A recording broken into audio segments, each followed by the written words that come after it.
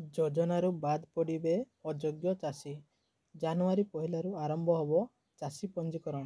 ଏନେଇ କ'ଣ ରହିଛି ଆପଡେଟ୍, ଚାଲନ୍ତୁ ସେ ଆପଡେଟଟିକୁ ଦେଖିବା।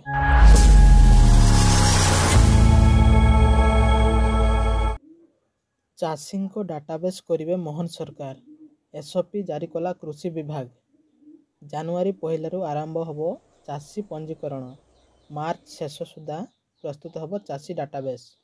ଚାଷୀଙ୍କୁ ମିଳିବ 14 ଟିକିଆ ନମ୍ବର ବିଶିଷ୍ଟ ସ୍ୱତନ୍ତ୍ର ଆଇଡି।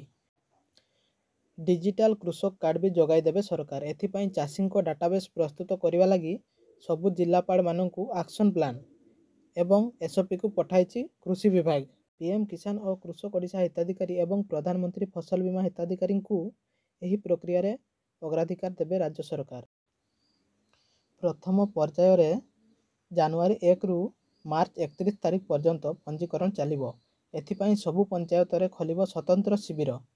ଏହି ଶିବିରରେ 2 ଜଣ ଲେଖାଏଁ ଗ୍ରାମ କୃଷି ସେବକ ଓ ଜଣେ ରାଜସ୍ୱ ନିରୀକ୍ଷକ ଉପସ୍ଥିତ ରହିବେ।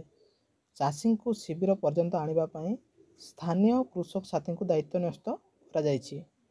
ପ୍ରତ୍ୟେକ ଶିବିରରେ ତଦାରଖ ଦାୟିତ୍ୱରେ କୃଷି ଓଭରସିଅର, ବ୍ଲକ କୃଷି ଅଧିକାରୀ, ଅତିରିକ୍ତ ତହସିଲଦାର କିମ୍ବା ତହସିଲଦାରଙ୍କ ମଧ୍ୟରୁ ଜଣେ ରହିବେ। ଚାଷୀମାନେ ନିଜର ଆଧାର କାର୍ଡ, ଆଧାର ଲିଙ୍କ ଥିବା ମୋବାଇଲ ଫୋନ, ଜମି ପଟ୍ଟା ବା ଖରଦି ଦଲିଲ ଦାଖଲ କରି ପଞ୍ଜୀକରଣ କରିବେ।